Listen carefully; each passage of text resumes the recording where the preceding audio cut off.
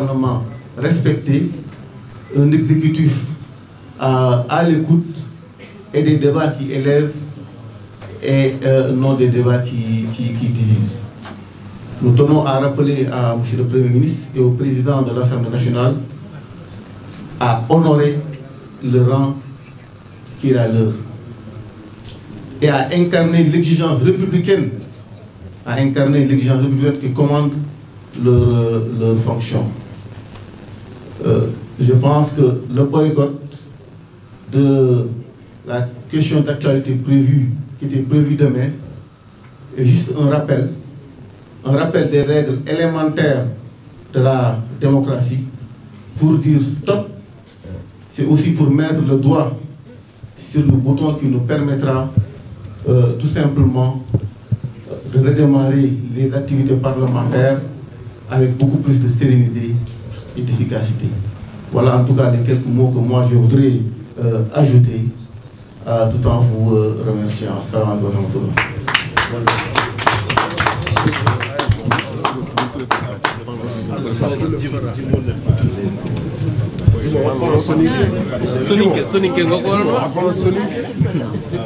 Maintenant, on va prendre 4 questions. Mais sans rek pour wax tuuti rek ñaari minutes ci wolof suñu collègue Mbaye Dione wax na recours bi wax na ne bi ñu koy déposé 23 ñoo signé maanaam 17 rek lañ soxla woon ñu ne comme boo yemee 17 mën nañu wax peut-être signature bi baaxul ñu def 23 mais 23 yooyu signé mënoon nañu dem au-delà parce que li nekk fii mat na 30 wax naa ko sànq Cheikh Oumar Anne bu ngeen xawlee day mel ne nekku ci mais mi ngi ni toog Mame Diop ancien président de l'Assemblée nationale Amadou Mame Diop moom aussi da ngay gis turam nekku ci Jimo Soare bi doon wax léegi turam nekku ci donc pour wane ne c'est pas ñi bokk ñépp ci mbir mi ñoo signé maa ngi wax aussi dans la presse ñi ngi bind xam nga bu ñu defee liste ñu def Anta Babacar ñépp ñu ci topp booy déposé dañuy wax Anta Babacar et autres ñu bañ parce que nit ñi souvent dañuy wax ne yéen kat gis ngeen diw rek la ñu bind binduñu leen loolu terme juridique kese la mais recours bi ñun ñépp ñoo ko bokk Massamba moomu ko Mademba moomu ko recours de l'opposition républicaine composé de députés parce que foofu doo wax ne groupe bii sax moo ko dañ naan les députés dont les noms suivent loolu aussi baax na ñu leeral ko pour que nit ñi xam ko parce que suñu biir aussi lépp lu ñuy def dañ koy waxtaan donc mu wax leen ne recours bi am nañ yaakaar ne conseil constitutionnel dina rejeter lii nga xam ne mooy loi bi parce que loi bi ñoom dañu ko def te wax nañ leen ko keroog ngeen dégg ko ñoom li ñu bëgg mooy ñenn rek la ñuy viser mooy les forces de défense et de sécurité te ku ne xam na ne les forces de défense et de sécurité am na jamono boo xam ne bu ñu nekkuloon ci réew mi tey jii du ñu toog fii di def conférence de presse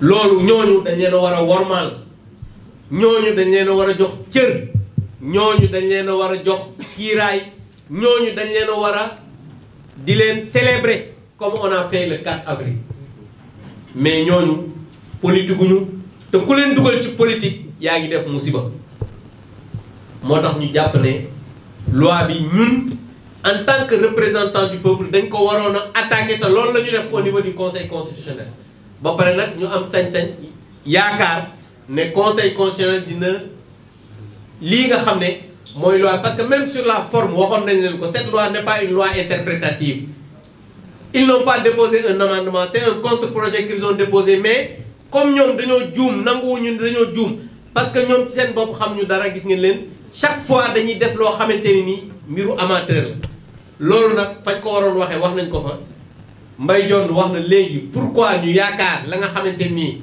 moom mooy loi bi conseil constitutionnel dina ko rejeter parce que jàpp nañ ne ci forme bi comme ci fond bi les arguments yi nga xamante ni moom lañ jox conseil constitutionnel jàpp nañ te mën ci sukkandiku pour rejeter loi boobu. donc léegi dañuy jël 4 questions rek ci confrères bu dee am nañ ay questions bien sûr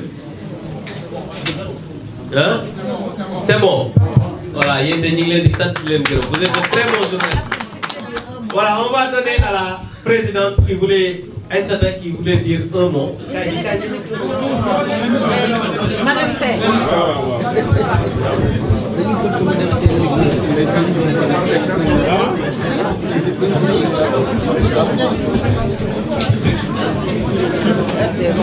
Gaston. C'est vous, Bati. Ah donc je laisse tomber.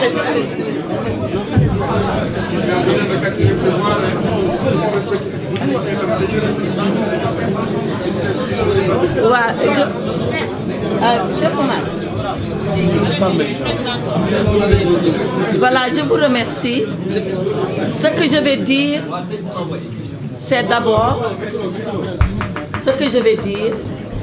c'est d'abord un mot de remerciement vis-à-vis de l'ensemble de nos collègues. Cette Assemblée nationale, elle a été installée, je crois, le 2 décembre. Du 2 décembre à aujourd'hui, nous sommes à 3 mois. En tout cas, pas 4 mois. Et c'est la première fois que toute l'opposition parlementaire, ensemble, comme d'un seul homme, se met debout pour faire face à ce qui se passe. Mais alors, qu'est-ce qui nous a amenés, nous tous, à être ensemble?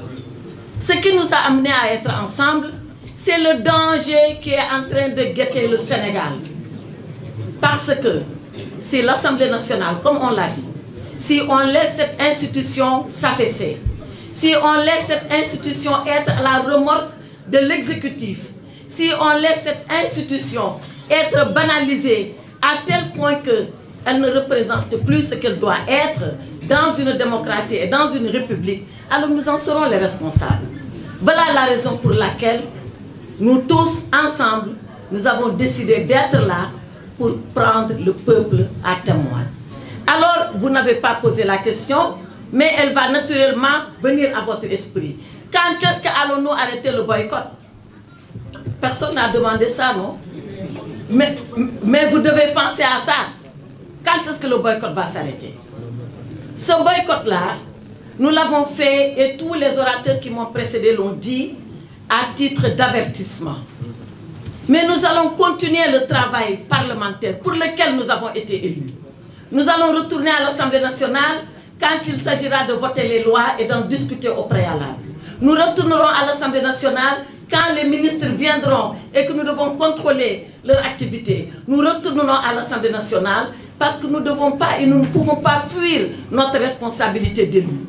Mais nous associer à ce simulacre d'exercice de questions d'actualité au gouvernement, nous refusons de le faire.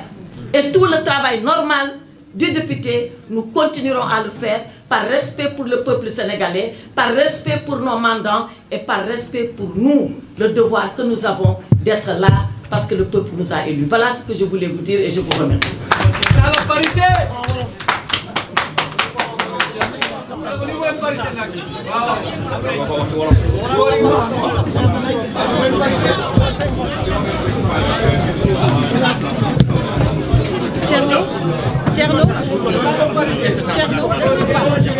Thierno, ah, je passe pas.